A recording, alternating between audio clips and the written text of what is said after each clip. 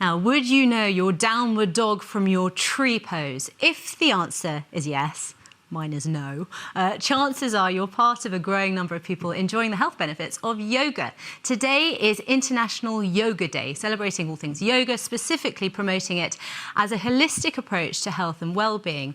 And it's become one of the fastest growing wellness practices in the past decade, with revenues of $80 billion globally.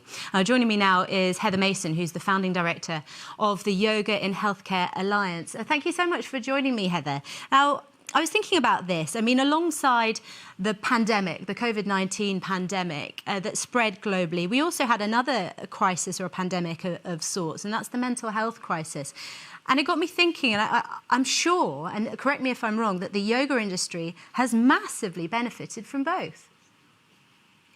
Yes, I mean, a huge amount of people recognizing the pervasive mental health benefits of yoga have taken up the practice. And I'd like to say that not only the industry has benefited, but actually the healthcare services have benefited, because when people are empowered to take health into their own hands through the comprehensive practice of yoga, which includes not just the movement, but breathing, reflections, mindfulness, meditation, all of this, then they're improving their mental health for themselves at a time where we have never really seen on record greater levels. In fact, I call it the second pandemic. But should it really cost as much as it did? I saw some absolutely staggering statistics that the average yogi in the States spends $64,000 over the course of their lifetime indulging this passion, whether that's classes, workshops, the gear, etc. I mean, this is a big money spinner.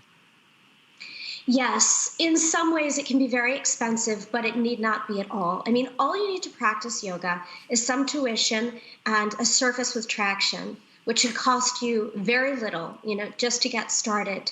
And the real business case for yoga is not the benefit to corporates and the cost associated with all of those things, but the reduction of burden on the health systems that we see. 70% of the budget in most healthcare systems is associated with long-term lifestyle conditions.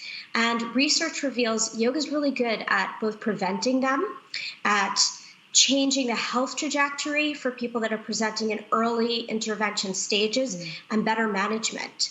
So no, definitely, it does not need to be expensive. And I'm a huge proponent of making it accessible to everybody and having it inserted into the healthcare services. In fact, our book, Yoga on Prescription. We're gonna have to leave it there, because I can't let you promote your book. But what I can do for you is say that I'm sold, and I have no idea if this floor has any traction, because you said that's what we need. But we are going to try and make it accessible for all. I'm a complete novice.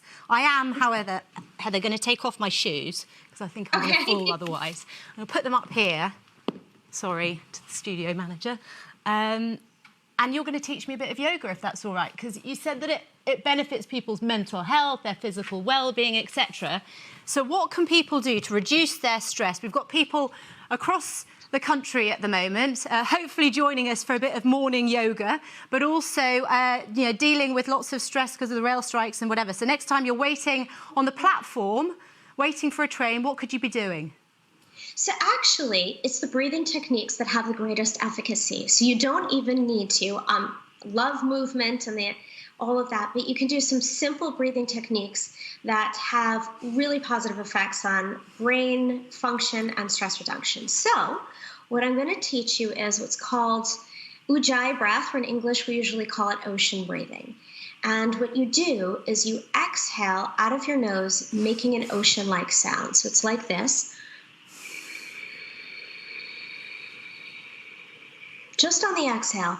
For newbies, they may want to try to just breathe out of the mouth first, making that kind of noise.